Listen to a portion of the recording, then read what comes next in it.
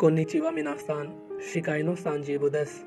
インドと日本の違いに関するポッドキャストシリーズの続きとして、今回のテーマはインドと日本の教育制度の違いです。ポッドキャストに参加しているメンバーたちは、1年生のアディアさんとリタハさんとプリアンシーさんとマハパラさんです。アディアさんとマハパラさんのチームは、日本の教育制度に関することを指摘します。そしてインドの教育制度に関することを指摘するのはプリアンシーさんとプリタハさんのチームです。では始めましょう。今までインドには中2段階までの教育制度がありました。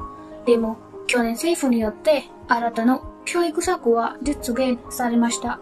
だからインドにも新しい5、3、3、4の教育制度は実践します。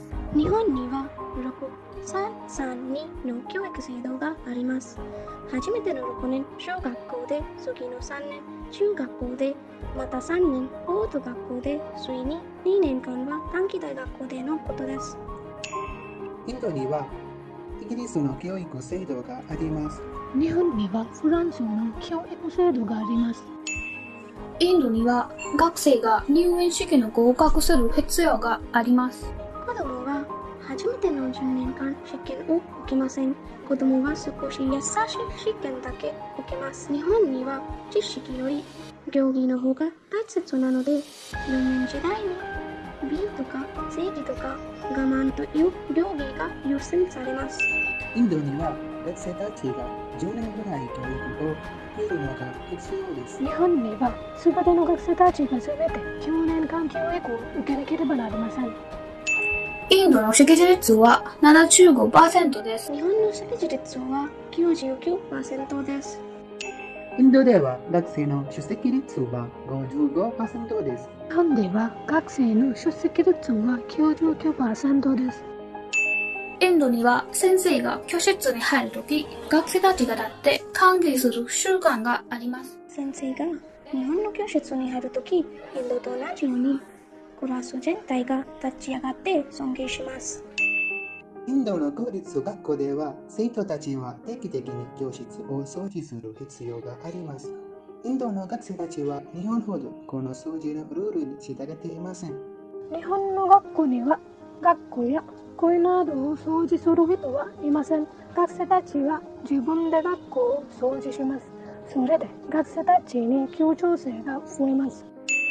公立学校では昼食の提供がありますか？私立学校ではそのような昼食の提供システムはありません。日本の小学校には給食制度のおかげで先生と学生は同様に食事ができます。インドの現在の教育カリキュラムにはそのような職業訓練プログラムはありません。インドと違って日本の短期大学校では職業訓練はカリキュラムとして行われています。インドの学校では特別な活動が行われているのに、文化や伝統に関する勉強の不足があります。文化の勉強を通して私たちは自国の伝統につながります。日本の学校では普通の科目だけでなく、特別な文化に関する科目も教わっています。例えば、ソードとか俳句のなどはみんなに教える必要があります。それは素晴らしいと思います。このように日本人はいつも自国の文化と共に成長ができます。はい、皆さん、今日はここまでになります。最後まで聞いてくださってありがとうございます。次のエピソードで会いましょう。またね。